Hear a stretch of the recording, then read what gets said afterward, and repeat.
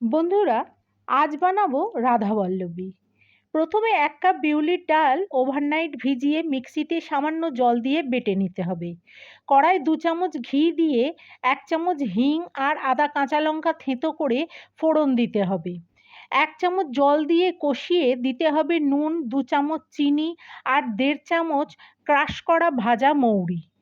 আদার কাঁচা গন্ধ চলে গেলে বিউলির ডাল বাটা দিয়ে ক্রমাগত নাড়তে হবে যতক্ষণ না মিশ্রণটা কড়া ছেড়ে আসে। মোটামুটি 7-8 মিনিট পর পুর তৈরি হয়ে গেলে নামিয়ে ঠান্ডা করতে হবে।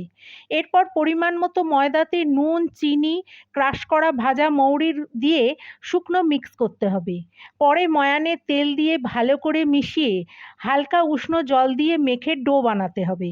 30 মিনিট রেস্টে রেখে ডো থেকে লেচি কেটে ডালের পুর ভরে গোল করে বেলে ছাঁকা রিফাইন্ড তেলে ভেজে নিলেই রেডি রাধা।